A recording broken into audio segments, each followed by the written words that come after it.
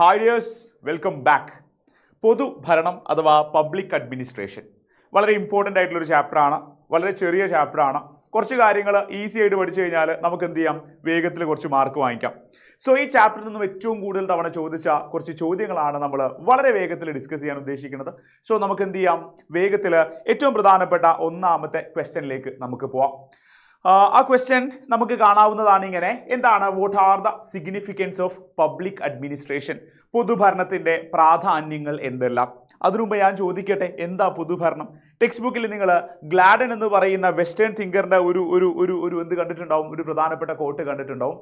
Public administration is concerned with the administration of government. പൊതുഭരണം എന്നാൽ government ഭരണത്തെ സംബന്ധിക്കുന്നതാണ്. ഒരു മാർക്കിന്റെ ക്വസ്റ്റ്യൻ ആണ്, ഒരുപാട് തവണ റിപ്പീറ്റ് ചെയ്തിട്ടുണ്ട്. ചോദ്യം ഇതാണ്, പൊതുഭരണത്തിന്റെ പ്രാധാന്യം എന്താണ്? സിഗ്നിഫിക്കൻസ് ഓഫ് പബ്ലിക് അഡ്മിനിസ്ട്രേഷൻ ആണ്. നോക്കിയേ, നിങ്ങൾ വെറും 4 പോയിന്റേ പഠിക്കാനുള്ളൂ. ഒന്നാമത്തെ പോയിന്റ്, ഫോർമുലേറ്റ് ഗവൺമെന്റൽ പോളിസീസ്. ഗവൺമെന്റിന്റെ നയങ്ങളൊക്കെ രൂപപ്പെടുത്തുന്നത് ആരാ? അത് പൊതുഭരണമാണ്. അത് പഠിക്കുവാലോ, സിമ്പിൾ ആണല്ലോ. രണ്ടാമത്തത്, പ്രൊവൈഡ് ഗുഡ്സ് ആൻഡ് സർവീസസ്. സാധനങ്ങളും സേവനങ്ങളും ലഭ്യമാക്കുന്നു. പൊതുഭരണം അഥവാ പബ്ലിക് അഡ്മിനിസ്ട്രേഷൻ എന്ന് പറഞ്ഞാൽ നമുക്കറിയാം, നമ്മുടെ നാട്ടിലെ ഗവൺമെന്റ് ഭരണമാണ് അല്ലെ. ഇവരെ മെയിൻ പരിപാടിയാണ് എന്തെന്ന് പറയുന്നത്, ആളുകൾക്ക് ആവശ്യമായ സാധനം അല്ലെ, അതുപോലെ തന്നെ അല്ലെ ഭക്ഷ്യസാധനങ്ങളൊക്കെ റേഷൻ കട വഴിക്കൊക്കെ ലഭ്യമാക്കുന്നുണ്ട്. കുറഞ്ഞ പൈസക്ക് എന്ത് ചെയ്യുന്നുണ്ട്, സേവനങ്ങൾ, പ്രത്യേകിച്ചും ഹെൽത്ത് സെന്ററുകളിലൊക്കെ അല്ലെ 5 രൂപ ഒക്കെ കൊടുത്ത് നമുക്ക് എന്ത് ചെയ്യാൻ പറ്റും, ഡോക്ടറെ കാണിക്കാനൊക്കെ അല്ലെ. ഒരുപാട് സേവനങ്ങളും ഗവൺമെന്റ് നമുക്ക് എന്ത് ചെയ്യുന്നുണ്ട്, പ്രൊവൈഡ് ചെയ്യുന്നുണ്ട്. അപ്പൊ രണ്ടാമത്തെ point, provide goods and services. അടുത്ത പോയിന്റ് എന്താ, ensure welfare of the people. ജനക്ഷേമം നടപ്പിലാക്കുന്നു. ജനക്ഷേമം നടപ്പിലാക്കുക എന്ന് വെച്ചാൽ വീടില്ലാത്തവന് വീടുണ്ടാക്കി കൊടുക്കുന്നു, ഭക്ഷണമില്ലാത്തവന് ഭക്ഷണം ഉണ്ടാക്കി കൊടുക്കുന്നു. ഇനി എന്താണ് അല്ലെ, ഒരു നാട്ടിൽ കുടിവെള്ള പ്രശ്നങ്ങൾ ഉണ്ടെങ്കിൽ അത് പരിഹരിച്ചു കൊടുക്കുന്നു. എന്താണോ ജനങ്ങൾക്ക് ആവശ്യം അത് ചെയ്തു കൊടുക്കുന്നു. നാലാമത്തെ point, find out solution to public issues. പൊതുവായ പ്രശ്നങ്ങൾക്ക് പരിഹാരം കാണുന്നു. ഒരു നാട്ടിൽ എന്ത് ചെയ്യണം, ഒരു പാലം വേണം. ജനങ്ങൾക്ക് എന്താണ് തൊട്ടടുത്ത ടൗണിലേക്ക് പോകണമെങ്കിൽ 10 കിലോമീറ്റർ ചുറ്റിയിട്ട് വേണം പോകാൻ. അപ്പൊ എന്ത് ചെയ്യുന്നു, ഒരു പാലം വന്നു കഴിഞ്ഞാൽ 10 കിലോമീറ്റർ പോകേണ്ടത് എന്ത് ചെയ്താൽ മതി, വെറും ഒരു ചെറിയ ദൂരം അല്ലെ, ആ പാലം കടന്ന ആ ടൗൺ എത്തുന്ന ഒരു അവസ്ഥ ഉണ്ടാവും അല്ലെ. അപ്പോൾ ഒരു ജനങ്ങളെ പ്രശ്നമാണത്. എന്ത് ചെയ്യും, ഗവൺമെന്റ് അതിന് പരിഹാരം കാണും. ഈ 4 പോയിന്റ് നമ്മൾ എന്ത് ചെയ്യുക, സിമ്പിളായിട്ട് പഠിച്ചു വെച്ചോളാം. അടുത്ത ചോദ്യം ഇതാണ്, what are the features of bureaucracy? ഉദ്യോഗസ്ഥ വൃന്ദത്തിന്റെ സവിശേഷതകൾ എന്തെല്ലാം? അപ്പൊ എന്റെ ചോദ്യം ഇതാണ്, ആരാണ് ബ്യൂറോക്രസി അല്ലെങ്കിൽ ആരാണ് ഉദ്യോഗസ്ഥന്മാരെന്ന് ചോദിച്ചാൽ, the employee who work under the public administrative system and administer the country R together known as bureaucracy. രാജ്യത്തിന്റെ ഭരണകാര്യങ്ങളൊക്കെ നിർവഹിക്കുന്ന ആൾക്കാരാണ്. പിന്നെന്ത് ചെയ്യും, ഗവൺമെന്റിന്റെ അല്ലെങ്കിൽ പൊതുഭരണത്തിന് കീഴിൽ പ്രവർത്തിക്കുകയും ചെയ്യുന്ന ആളുകളെയാണ് ഉദ്യോഗസ്ഥന്മാരെന്ന് വിളിക്കുന്നത്. പ്രത്യേകിച്ച് നമ്മുടെ കേരളത്തിൽ അല്ലെങ്കിൽ നമ്മുടെ നാട്ടിൽ പോലീസുകാർ ഉദ്യോഗസ്ഥന്മാരാണ്. പഞ്ചായത്ത് ഓഫീസാവട്ടെ, വില്ലേജ് ഓഫീസാവട്ടെ, ഗവൺമെന്റ് ഓഫീസുകളിൽ വർക്ക് ചെയ്യുന്ന ആളുകളെയാണ് നമ്മൾ ഉദ്യോഗസ്ഥർ അഥവാ ബ്യൂറോക്രസി എന്ന് വിളിക്കുന്നത്. സോ നമ്മളെ ചോദ്യം എന്താണ്, അവരെ പ്രത്യേകതകൾ, സവിശേഷതകൾ എന്താണ്? ഒന്ന്, ഹൈറാർക്കിക്കൽ ഓർഗനൈസേഷൻ എന്ന് വെച്ചാൽ ശ്രേണീപരമായ സംഘാടനം. അതായത് എന്താണ്, ഏറ്റവും ടോപ്പിൽ ഒരാളായിരിക്കും, അവർക്ക് കീഴിലായിട്ട് ഒരുപാട് ആൾക്കാർ ഇങ്ങനെ വർക്ക് ചെയ്യുന്നുള്ളതാണ്. ഇപ്പൊ പോലീസിലാണെങ്കിൽ നിങ്ങൾ നോക്കിയേ, പോലീസിന്റെ ഏറ്റവും ടോപ്പിൽ ആരായിരിക്കും, DGP ആയിരിക്കും അല്ലെ. പിന്നെ താഴോട്ട് വരുന്നതിനനുസരിച്ച് ആൾക്കാർ ഇങ്ങനെ കൂടി വരും. പക്ഷേ ഏറ്റവും പ്രധാനപ്പെട്ട തീരുമാനം എടുക്കാൻ ആർക്കായിരിക്കും അധികാരം, DGPക്ക് ആയിരിക്കും. അതുപോലെ മുകളിൽ ഒരാളും താഴോട്ട് വരുമ്പോൾ ഒരുപാട് ആൾക്കാർ ഇങ്ങനെ കൂടി വരുന്ന ആ ഒരു സിസ്റ്റത്തെയാണ് ഹൈറാർക്കിക്കൽ ഓർഗനൈസേഷൻ എന്ന് പറയുന്നത്. ഗവൺമെന്റ് ഉദ്യോഗസ്ഥന്മാരെ തിരഞ്ഞെടുക്കുന്നത് എന്തിന്റെ അടിസ്ഥാനമായിരിക്കില്ല, അല്ലെങ്കിൽ അവരെന്തായിരിക്കും, ജോലിയിൽ പെർമനന്റ് ആയിരിക്കും, സ്ഥിരമായിരിക്കും. ഞാനിപ്പോൾ ഒരു പോലീസ് ഓഫീസറായിട്ട് എൻ്റെ 25ാമത്തെ വയസ്സിലേക്ക് കയറിയെന്ന് വിചാരിക്കാം. 56 വയസ്സ് വരെ ഞാൻ റിട്ടയർ ചെയ്യുന്നവരെ ഞാൻ ആ ജോലിയിൽ എന്തായിരിക്കും, പെർമനന്റ്, സ്ഥിരമായിരിക്കും. മൂന്നാമത്തത്, ഏതെങ്കിലും ഒരുത്തനെ പിടിച്ച് ഗവൺമെന്റ് പോസ്റ്റ് നിശ്ചയിക്കോ? ഇല്ല. അപ്പോയിൻമെന്റ് on the basis of qualification. യോഗ്യത അടിസ്ഥാനമാക്കിയാണ് ആൾക്കാരെ നിയമിക്കുന്നത്. ആൻഡ് പൊളിറ്റിക്കൽ ന്യൂട്രാലിറ്റി, രാഷ്ട്രീയ നിഷ്പക്ഷത അല്ലെ. എന്ന് വെച്ചാൽ ഞാൻ എന്താണ്, ഒരു ഗവൺമെന്റ് എംപ്ലോയി ആണെങ്കിൽ ഞാൻ എന്ത് ചെയ്യാൻ പാടില്ല, ഈ രാഷ്ട്രീയത്തിലൊന്നും സജീവമായി ഇറങ്ങാൻ പാടില്ല.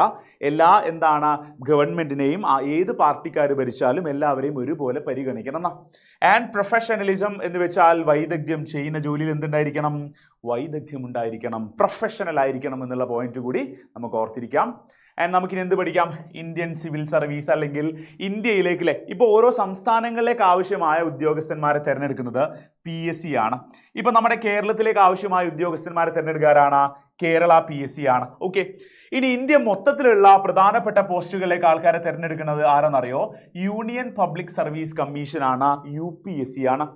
UPSC ഇന്ത്യയിലെ പ്രധാനപ്പെട്ട ജോലികളിലേക്ക് ആൾക്കാരെ തിരഞ്ഞെടുക്കുന്ന എക്സാമിന്റെ പേര് Indian civil service. Indian civil service എക്സാമിന് നമുക്ക് എന്താക്കാം? 3 എണ്ണമായി തരംതിരിക്കാം.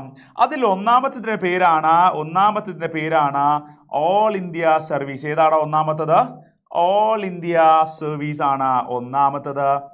രണ്ടാമത്തത് ഏതാണ്? രണ്ടാമത്തത് സെൻട്രൽ സർവീസ് അഥവാ കേന്ദ്ര സർവീസ് എന്ന് നമുക്ക് അതിനെ വിളിക്കാം, സെൻട്രൽ സർവീസ്. മൂന്നാമത്തെ ഒന്നുകൂടി ഉണ്ട്, അതിനെ നമ്മൾ വിളിക്കുന്ന പേര് എന്താണ്?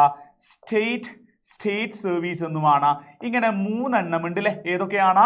ഓൾ ഇന്ത്യ സർവീസ് അഥവാ അഖിലേന്ത്യാ സർവീസ് ഉണ്ട്, സെൻട്രൽ സർവീസ് എന്ന് വെച്ചാൽ കേന്ദ്ര സർവീസ്, 3 സ്റ്റേറ്റ് സർവീസ് അഥവാ സംസ്ഥാന സർവീസ്. ഈ 3 എണ്ണം നമ്മൾ എന്ത് ചെയ്തിരിക്കണം? പഠിച്ചിരിക്കണം. ഇപ്പൊ നമ്മൾ ഓൾ ഇന്ത്യ സർവീസ് അഥവാ അഖിലേന്ത്യാ സർവീസ് എന്ന് വെച്ചാൽ ഇന്ത്യയിൽ മൊത്തത്തിലായിട്ടാണ് ആൾക്കാരെ തിരഞ്ഞെടുക്കുന്നത്. ഒന്നുകിൽ കേന്ദ്ര സർവീസിലോ അല്ലെങ്കിൽ കേന്ദ്ര ഗവൺമെന്റിന്റെ സെൻട്രൽ ഗവൺമെന്റ് ഓഫീസുകളിലോ സ്റ്റേറ്റ് ഗവൺമെന്റ് ഓഫീസുകളിലോ അവർ അപ്പോയിന്റ് ചെയ്യുന്നു.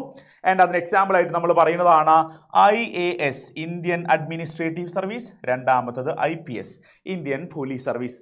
അതുപോലെ രണ്ടാമത്തതാണ് സെൻട്രൽ സർവീസ് അഥവാ കേന്ദ്ര സർവീസ്. ഇതും ഓൾ ഇന്ത്യ ലെവൽ, ഇന്ത്യ മൊത്തത്തിൽ ആൾക്കാർ എന്ത് ചെയ്യും? അതിലേക്ക് തിരഞ്ഞെടുക്കും. ആൻഡ് എന്ത് ചെയ്യും? പക്ഷെ എന്ത് ചെയ്യും? ആൾക്കാർ അപ്പോയിന്റ് ചെയ്യുന്നത് എന്താണ്? ഓൾ ഇന്ത്യ ലെവലിൽ എല്ലാവർക്കും എക്സാം എഴുതാൻ പറ്റും, പക്ഷേ സെൻട്രൽ ഗവൺമെന്റ് ഓഫീസുകളിലേക്ക്, കേന്ദ്ര ഗവൺമെന്റ് ഓഫീസിലേക്ക് ആൾക്കാരെ അപ്പോയിന്റ് ചെയ്യുള്ളൂ. ഇതിന് എക്സാമ്പിൾ നമ്മൾ പറയുന്നതാണ് IFS Indian foreign service, IRS എന്ന് വെച്ചാൽ ഇന്ത്യൻ റെയിൽവേ സർവീസ്. ഇത്രയും കാര്യങ്ങൾ കൂടി നമ്മൾ എന്ത് ചെയ്യണം? പഠിച്ചിരിക്കണം. സിമ്പിൾ കാര്യം. ആൻഡ് സ്റ്റേറ്റ് സർവീസ് എന്ന് പറയുമ്പോൾ അതെന്താണ്? സംസ്ഥാന തലങ്ങളിലാണ്, സ്റ്റേറ്റ് ലെവലിലാണ് എന്ത് ചെയ്യുന്ന ആൾക്കാരെ അപ്പോയിന്റ് അല്ലെങ്കിൽ തിരഞ്ഞെടുക്കുന്നതും സംസ്ഥാന ഗവൺമെന്റിന്റെ സ്റ്റേറ്റ് ഗവൺമെന്റ് ഓഫീസുകളിലാണ് ആൾക്കാരെ അപ്പോയിന്റ് ചെയ്യുന്നതും. ഇത് പഴയ ടെക്സ്റ്റിലായതുകൊണ്ട് ഈ എക്സാമ്പിൾ നിങ്ങൾക്ക് സെയിൽസ് ടാക്സ് ഓഫീസർ എന്നാണ് കാണാം. പുതിയ ടെക്സ്റ്റ് ബുക്കിൽ എക്സാമ്പിൾ പ്രകാരം നമ്മൾ പഠിച്ചു വെക്കുന്നത് എന്താണെന്നാ പറയുന്നത്? അഗ്രികൾച്ചറൽ ഓഫീസർ അല്ലെങ്കിൽ കൃഷി ഓഫീസർ എന്നാണ് നിങ്ങൾ എന്ത് ചെയ്യേണ്ടത്? ഇനി നിങ്ങൾ എഴുതി വെക്കേണ്ടത്. ഇതിൽ ഓക്കെ, ഇപ്പോൾ പുതിയ ടെക്സ്റ്റുകളിലൊക്കെ 2021 ശേഷമുള്ള ടെക്സ്റ്റിലൊക്കെ കൃഷി ഓഫീസർ എന്നാണ് സ്റ്റേറ്റ് സർവീസ് നമ്മൾ എക്സാമ്പിൾ ആയിട്ട് പറയുന്നത്. സോ ഗവേണൻസ് എന്ന് പറഞ്ഞാൽ എന്താണ്? How is governance helpful to the public? എങ്ങനെയാണ് ഗവേണൻസ് അതിന്റെ ഗുണങ്ങൾ എന്തൊക്കെയാണെന്നാണ് നിങ്ങളോട് ചോദിക്കുന്നത്. എന്താണ് ഗവേണൻസ് എന്ന് ചോദിച്ചാൽ നമ്മൾ പറയണം governance is the use of electronic technology in administration. എന്ന് വെച്ചാൽ എന്താണ്? ഭരണരംഗത്ത് ഇലക്ട്രോണിക് സാങ്കേതിക വിദ്യകളുടെ ഉപയോഗത്തെയാണ് നമ്മൾ ഗവേണൻസ് എന്ന് പറയുന്നത്. അതിന്റെ 2 എക്സാമ്പിൾ ആണ് നമ്മൾ +1 അല്ലെങ്കിൽ ഹയർ സെക്കൻഡറി അഡ്മിഷൻ, അതൊരു എക്സാമ്പിൾ ആണ്. അതുപോലെ സ്കോളർഷിപ്പുകൾക്ക് അപ്ലൈ ചെയ്യുന്നതിന്റെ എക്സാമ്പിൾ ആണ്. സോ നമ്മുടെ ചോദ്യം അതൊന്നുമല്ല, ഗവേണൻസ് എന്ന് പറയുന്നതിന്റെ ഉപയോഗം എന്തൊക്കെയാണെന്നാണ് നമ്മുടെ ചോദ്യം. എങ്ങനെ ജനങ്ങൾക്ക് ഉപകാരപ്പെടുന്നു? ഗവേണൻസ് പ്രകാരം നമുക്ക് ഇന്റർനെറ്റും കമ്പ്യൂട്ടറൊക്കെ ഉപയോഗിച്ച് എന്താക്കുന്നു? ഗവൺമെന്റ് സേവനങ്ങൾ നമുക്ക് ഈസി ആയിട്ട് അവൈലബിൾ ആവും. അപ്പോൾ അതിന്റെ ഏറ്റവും പ്രധാനപ്പെട്ട ഒന്നാമത്തെ ഉപയോഗമായി നമ്മൾ പറയുന്നത് can receive service with the help of information technology. വിവര സാങ്കേതിക വിദ്യയുടെ, കമ്പ്യൂട്ടറിന്റെ, ഇന്റർനെറ്റിന്റെ സഹായത്തോടെ വിവരങ്ങൾ എളുപ്പം ലഭിക്കും. Need not to wait in government offices for services. Government ഓഫീസുകൾക്ക് മുമ്പിൽ നമ്മൾ എന്ത് ചെയ്യേണ്ടതില്ല? സേവനങ്ങൾക്കായി തിരക്കണ്ട, കാത്തു നിൽക്കണ്ട, ഈസി ആയിട്ട് വേഗം നമുക്ക് അത് അവൈലബിൾ ആവും. And government services offered speedily and with less expense. സർക്കാർ സേവനം കുറഞ്ഞ ചെലവിലും വേഗത്തിലും ലഭിക്കുന്നു. Efficiency of the offices and quality of the services get enhanced. നമ്മൾ ഗവൺമെന്റ് ഓഫീസുകളുടെ പ്രവർത്തനങ്ങൾ മികച്ചതാവുന്നതും അതുപോലെ തന്നെ എന്താണ് ഗവൺമെന്റിന്റെ സർവീസുകൾ, സേവനങ്ങൾ മികച്ചതായി മാറുകയും ചെയ്യുന്നു എന്നുള്ളതാണ് അടുത്ത പ്രധാനപ്പെട്ട കാര്യം. ഓക്കെ, ഇനി നമുക്കൊരു 3 കാര്യങ്ങളെ കുറിച്ച് ജസ്റ്റ് ഒന്ന് പറഞ്ഞു പോവാം. ഒന്ന്, അഴിമതി തടയാൻ അല്ലെങ്കിൽ കറപ്ഷൻ തടയാൻ നമ്മുടെ ഗവൺമെന്റ് കൊണ്ടുവന്ന ഒന്നാണ് സെൻട്രൽ വിജിലൻസ് കമ്മീഷൻ. മറ്റൊരു സാധനമാണ് ഓംബുഡ്സ്മാൻ. ഇത് രണ്ടും നമ്മൾ പഠിക്കണം. ഇത് രണ്ടും ഇമ്പോർട്ടൻ്റാ. ഓക്കെ, നമുക്ക് ആദ്യം ആരെ നോക്കാം. എന്താണ് വിജിലൻസ് കമ്മീഷൻ എന്ന് ചോദിച്ചാൽ, central vigilance commission is the institution constituted to prevent corruption. അഴിമതി തടയാൻ വേണ്ടി എവിടെ? സെൻട്രൽ ഗവൺമെന്റ് ഓഫീസുകളിൽ അഴിമതി തടയാൻ വേണ്ടി നമ്മളെ ഗവൺമെന്റ് കൊണ്ടുവന്നിട്ടുള്ള എന്താണ്? ഒരു പ്രധാനപ്പെട്ട ഇൻസ്റ്റിറ്റ്യൂഷനാണ് വിജിലൻസ് കമ്മീഷൻ. അത് ഇന്ത്യയിൽ ഫോം ചെയ്ത വർഷം 1964 ആണെന്നുള്ള കാര്യം നമ്മൾ ഓർത്തിരിക്കണം. ഒരു സെൻട്രൽ വിജിലൻസ് കമ്മീഷനാണ് അതിന്റെ ഹെഡ് എന്ന് നിങ്ങൾ ഓർത്തിരിക്കണം. ആൻഡ് എന്താണ് ഈ സെൻട്രൽ വിജിലൻസ് കമ്മീഷന്റെ ബേസിൽ എല്ലാ സ്റ്റേറ്റുകളിലും ഇപ്പോൾ സ്റ്റേറ്റ് വിജിലൻസ് കമ്മീഷനും ഉണ്ടെന്നുള്ള കാര്യം നമ്മൾ ഓർത്തിരിക്കുക. മെയിൻ പരിപാടി എന്താണ്? ഇത്തരം അഴിമതി കേസുകൾ, കറപ്ഷൻ കേസുകളെ കുറിച്ച് എൻക്വയറി അന്വേഷിക്കുക ആൻഡ് ടേക്ക് നെസസറി ആക്ഷൻസ്, അതിന് ആക്ഷൻ എടുക്കുകയും ചെയ്യുക എന്നുള്ളതാണ് അതിന്റെ പ്രത്യേകത. അപ്പൊ എന്താണ് ഓംബുഡ്സ്മാൻ എന്ന് ചോദിച്ചു കഴിഞ്ഞാൽ, നമ്മുടെ നാട്ടിലുള്ള elected representative, panchayat president, ward മെമ്പർമാര്, കൗൺസിലർമാരൊക്കെ അതുപോലെ തന്നെ ബ്യൂറോക്രാറ്റ്സ്, ഉദ്യോഗസ്ഥന്മാർക്ക് എന്ത് ചെയ്തു കഴിഞ്ഞാൽ complaints can be filed against their corruption. അവർ അഴിമതി കാണിച്ചാലോ നെപ്പോട്ടിസം, സ്വജനപക്ഷപാതം, അവർക്ക് ഇഷ്ടപ്പെട്ട ആൾക്കാർക്ക് മാത്രം ഗവൺമെന്റിന്റെ സേവനങ്ങൾ ലഭ്യമാക്കി കൊടുക്കുക അല്ലെ. ഫിനാൻഷ്യൽ മിസ്അപ്രോപ്രിയേഷൻ, സാമ്പത്തിക ക്രമക്കേട് കാണിച്ചാലോ, നെഗ്ലിജൻസ് ഓഫ് ഡ്യൂട്ടി, അവർ ഉത്തരവാദിത്വം ചെയ്യാതിരുന്നാലോ ജനങ്ങളായ നമുക്ക് എന്ത് ചെയ്യാം, പോയി പരാതിപ്പെടാൻ പറ്റുന്ന ഒരു ഉദ്യോഗസ്ഥനാണ് ഓംബുഡ്സ്മാൻ. ഇപ്പോൾ ഉദ്യോഗസ്ഥന്മാരുടെയും നമ്മൾ ജനപ്രതിനിധികൾ റെപ്രസെന്റേറ്റീവ്സിന്റെ ഒക്കെ പരാതികൾ പോയി പറയണമെങ്കിൽ ഏതെങ്കിലും ഒരാളായാൽ മതി ഓംബുഡ്സ്മാൻ. അപ്പോൾ ഓംബുഡ്സ്മാൻ എന്ന് പറയുന്നത് എപ്പോഴും ഹൈക്കോർട്ടിൽ നിന്നും റിട്ടയർ ചെയ്തിട്ടുള്ള ആരായിരിക്കും, ഒരു ജഡ്ജി ആയിരിക്കും എന്നുള്ളതാണ്. ലാസ്റ്റ് ഇതോട് പറഞ്ഞ് നമുക്ക് അവസാനിപ്പിക്കാം എന്താണ് ലോക്പാൽ, എന്താണ് ലോകായുക്ത? രണ്ടും സിമ്പിളാ. ലോക്പാൽ ലോകായുക്തയും എന്താണ്? Lokpal and Lokayukta are the institution constituted to prevent corruption. അഴിമതി തടയാൻ വേണ്ടി കൊണ്ടുവന്ന, അഴിമതി എന്താന്ന് മനസ്സിലായി നിങ്ങൾക്ക്? എന്താ കറപ്ഷൻ? അഴിമതി എന്ന് വെച്ചാൽ അഴിമതി എന്ന് വെച്ചാൽ നമ്മുടെ നാട്ടിലൊരു പാലം ഉണ്ടാക്കാൻ തീരുമാനിച്ചു ഗവൺമെന്റ്, അതിന് 3 കോടി എസ്റ്റിമേഷൻ വെച്ചു. പക്ഷേ എന്ത് ചെയ്യുന്നു, ആ 3 കോടി എന്ന് അവിടെ കണക്കിൽ കാണിക്കാന്നല്ലാതെ 1.5 കോടി ഉപയോഗിച്ച് ലോക്കൽ സാധനമൊക്കെ വെച്ച് ആ പാലം ഉണ്ടാക്കി. ബാക്കി 1.5 കോടി എന്ത് ചെയ്തു, ഉദ്യോഗസ്ഥന്മാരും ഈ മന്ത്രിമാരൊക്കെ കൂടി മുക്കി കഴിഞ്ഞാൽ ആ പൈസ മുക്കുന്നതിനെയാണ് നമ്മൾ എന്ത് വിളിക്കുന്നത്, അഴിമതി, കറപ്ഷൻ എന്ന് പറയുന്നത്. സോ ഇത്തരം കറപ്ഷൻ തടയാനുള്ള ഒരു ഇൻസ്റ്റിറ്റ്യൂഷനാണ് ഏതൊക്കെ, ലോക്പാലും ലോകായുക്തയും. ഇന്ത്യ മൊത്തത്തിൽ നാഷണൽ ലെവലിലുള്ള നാഷണൽ ലെവലിൽ കറപ്ഷൻ തടയാൻ വേണ്ടിയുള്ളതാണ് ഏത്, ലോക്പാൽ. എല്ലാ സംസ്ഥാനങ്ങളും സ്റ്റേറ്റ് ലെവലിൽ കറപ്ഷൻ തടയാനുള്ളതാണ് എന്ത്, ലോകായുക്ത. പ്രധാനപ്പെട്ട എല്ലാ ഏരിയകളും വളരെ വേഗത്തിൽ നമ്മൾ പറഞ്ഞു കഴിഞ്ഞിട്ടുണ്ട്. സോ നമുക്ക് ഇതുപോലുള്ള വീഡിയോസുമായിട്ട് വീണ്ടും കാണാം. താൽക്കാലികമായിട്ട് അവസാനിപ്പിക്കുന്നു. Bye, see U.